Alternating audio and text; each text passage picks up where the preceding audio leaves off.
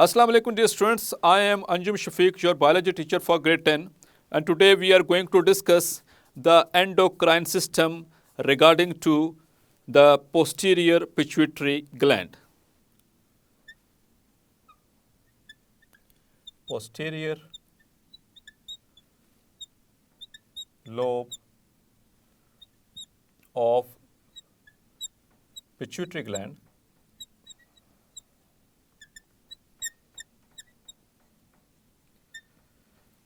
Anterior lobe को detail से discuss कर लिया, उसमें दो हार्मोन्स को डिटेल से देखा और होपफुली आपको क्लैरिफाई भी हुआ होगा। इसमें सोमेटोट्रोफिन और दूसरा thyroid stimulating hormone. Posterior lobe of pituitary gland से भी डियर स्टूडेंट्स दो इंपॉर्टेंट हार्मोन्स हैं जो सेक्रेट होते हैं। उनमें से एक है एंटी डाययूरेटिक हार्मोन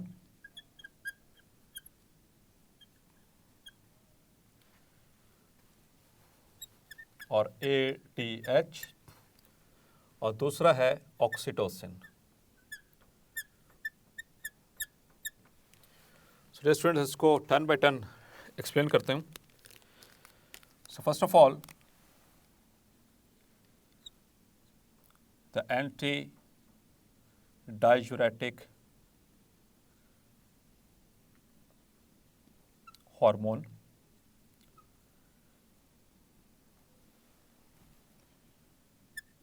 ADH और vasopressin.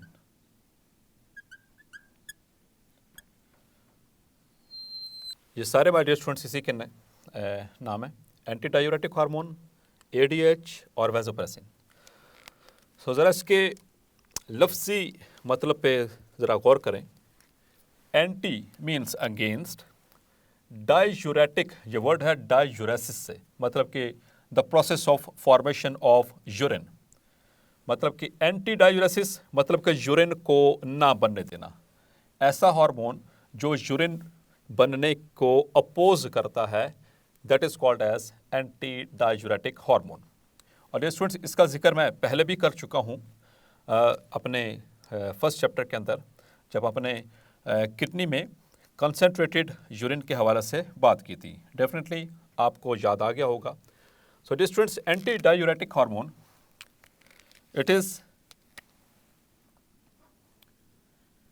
secreted by posterior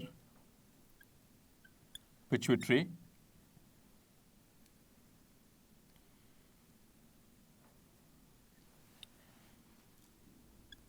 when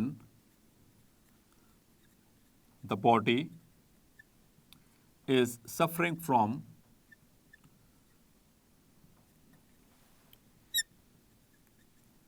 dehydration.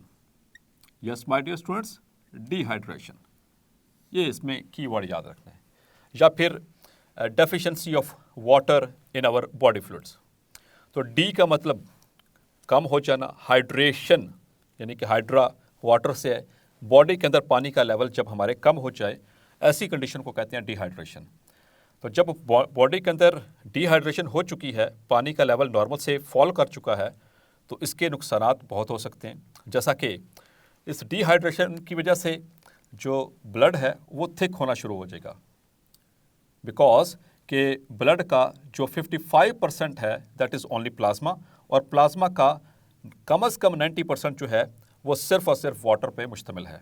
तो डिहाइड्रेशन का मतलब है कि प्लाज्मा के अंदर भी वाटर का लेवल कम होना शुरू हो जाएगा। तो प्लाज्मा के अंदर जब वाटर का लेवल कम होगा तो इसका मतलब है कि जब भी सॉल्वेंट कम हो तो वो सोल्यूशन ऑटोमेटिकली कंसंट्रेट होना शुरू हो जाता है या वो डेंस होना शुरू हो जाता है।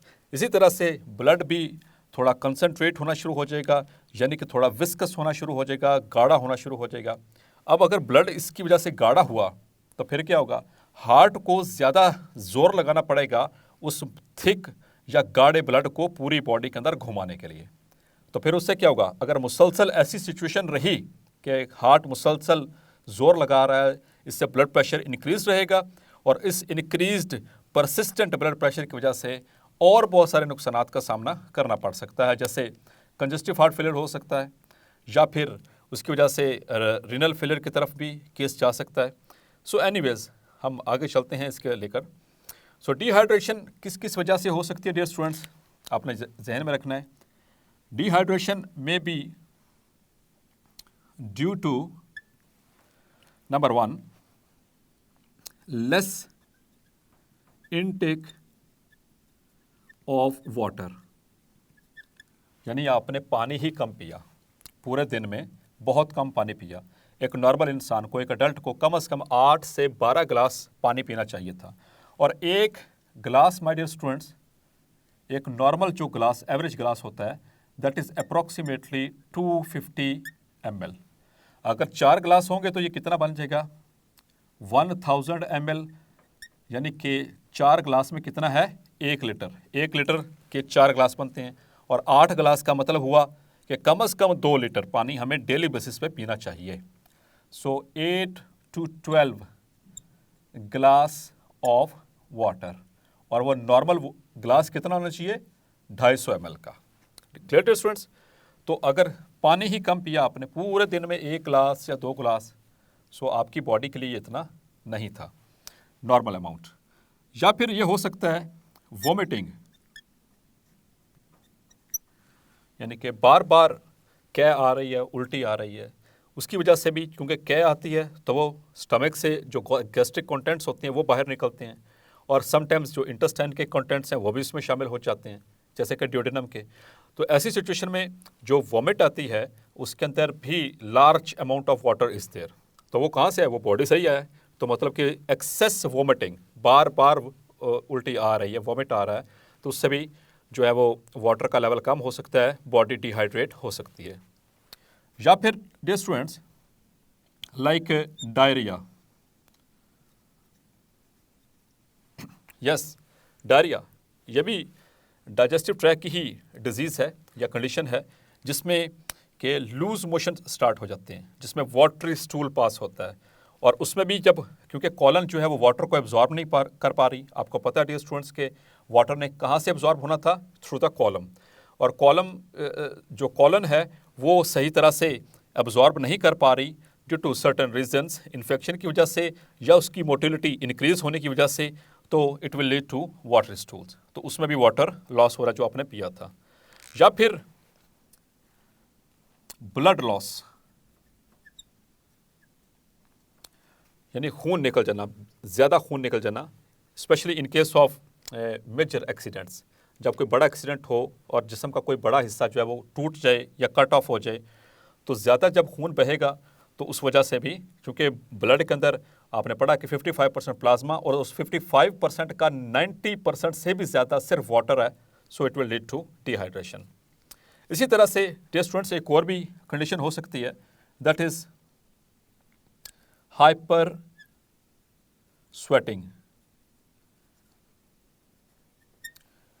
यानी कि ज़रूरत से ज़्यादा पसीना आ रहा है आपको। तो ऐसी सिचुएशन में भी, क्योंकि स्वेट जो है, स्वेट के अंदर भी मेजर जो इंग्रेडिएंट है दैट इज़ द वाटर, तो उससे भी वाटर लॉस होता रहेगा। या फिर डियर स्टूडेंट्स एक और कंडीशन हो सकती है फ्रीक्वेंट यूरिनेशन, बार बार पेशाब आई जा रहा है, और ख़ास तौर पर डाइल्यूट यूरिन आ रहा है, सो ऐसी कंडीशन में भी वाटर लॉस होने के खतरात मौजूद हैं। सो डियर स्टूडेंट्स ये कुछ ऐसे कंडीशंस थी जो कि लीड करती हैं टुवर्ड्स डिहाइड्रेशन। और अगर डिहाइड्रेशन हो गई, क्योंकि हर वक्त हमारे ब्लड के अंदर वो रिसेप्टर्स सेंस कर रहे हैं कि वाटर का लेवल कितना है, ऑक्सीजन का लेवल कितना है, ग्लूकोज का लेवल कितना है, अमाइनो एसिड्स का लेवल कितना है, तो जैसे ही ये सेंस होगा तो तब क्या होगा, the body will release the anti diuretic hormone from the posterior pituitary gland, और ये यहाँ से हार्मोन निकलेगा and it will go to the, yes my dear students अब आपकी बारी है, आपने बताना है कि एंटी डायूरेटिक हार्मोन कहाँ पर एक्ट करता है। हम पहले पढ़ चुके हैं इसको, सो डेफिनेटली आपने गेस कर लिया होगा, it acts upon the kidneys, क्योंकि यूरिन बनाने का अमल कौन करता है, किडनी। अब आते हैं थोड़ा सा अंदर की तरफ, तो किडनी में कहाँ पर एक्ट करेगा dear students, on the nephrons. Nephron में, अब वो थोड़ा और डिटेल पे आते हैं, तो नेफ्रॉन में कहाँ पर एक्ट करता था dear students? So you can memorise it. It acts on the collecting tubules. So here is our nephron.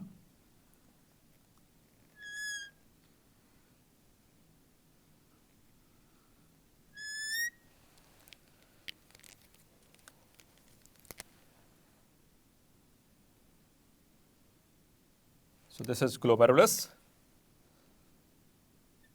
peritubular capillaries, और abbreviation डेफिनेटली आपको याद होंगी. This is glomerulus, which is a tuft of capillaries. This is Bowman's capsule.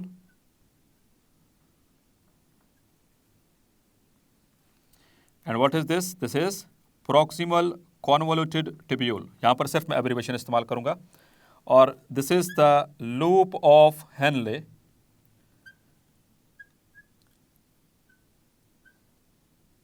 And what is this, my dear students? This is distal convoluted tubule. And what is this? This structure is actually the collecting tubule. और यहाँ पर आकर बहुत सारे और nephrons की distal tubules, convoluted tubules आकर drain कर रही हैं. सो डियर स्टूडेंट्स, ये हार्मोन जो है the ADH will act on this one. तो यहाँ से क्या करवाता वो? अब इसका फंक्शन क्या है? यहाँ पर एक्ट तो कर लिया कलेक्टिंग ट्यूब्यूल से. सो कलेक्टिंग ट्यूब्यूल्स को एक्ट करके it causes the reabsorption of, yes my dear students, किसकी रीअब्जॉर्प्शन करवाया गया? क्या सॉल्ट्स की, क्या नाइट्रोजनस वेस्ट की, या सोडियम आयंस की, या फिर वाटर की? Yes, you are right, the reabsorption of water. जिसकी कमी हो चुकी है, जाहिर बात है उसी को ही इसने रीअब्जॉर्ब कराना, इसका काम ही यही है. तो यहाँ से वाटर रीअब्जॉर्ब करवाएगा कलेक्टिंग डक्ट्स में से या कलेक्टिंग ट्यूब्यूल में से, and put it into blood stream. उसको ब्लड स्ट्रीम में शामिल करता जाएगा ताकि ब्लड का जो वाटर का लेवल है वो नॉर्मलाइज हो सके और हार्ट को ज़्यादा देर तक मुशक्क़त ना करनी पड़े, क्योंकि हार्ट वाइटल ऑर्गन है, इसकी कमी बेशी हम बर्दाश्त नहीं कर सकते. सो डियर स्टूडेंट्स, आपने देखा कि किस तरह से जो एंटी डायूरेटिक हार्मोन है वो हमें हेल्प करता है. अब आते हैं इसके दूसरे हार्मोन की तरफ, दैट इज ऑक्सीटोसिन. इसको मैं यहाँ पर एक्सप्लेन करूँगा. So oxytocin, very important hormone, very very important hormone. ये माय डियर स्टूडेंट्स, ये रिलीज होता है from the posterior pituitary in response to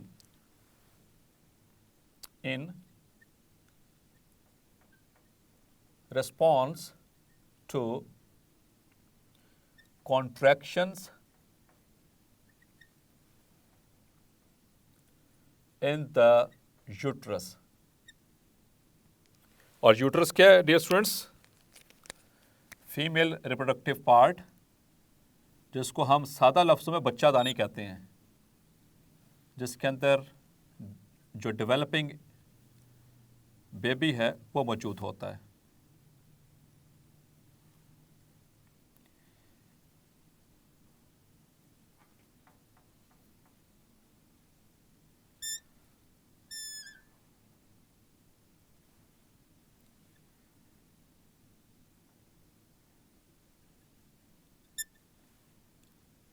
Yes, my dear students.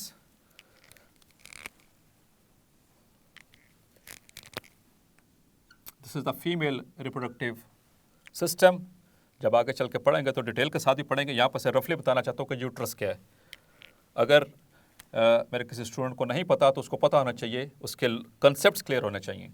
So this part is called as uterus. This is oviduct. This is ovary, and this is vagina, and this one is cervix. तो baby is over here, यहाँ पर baby मौजूद है, ये womb के अंदर।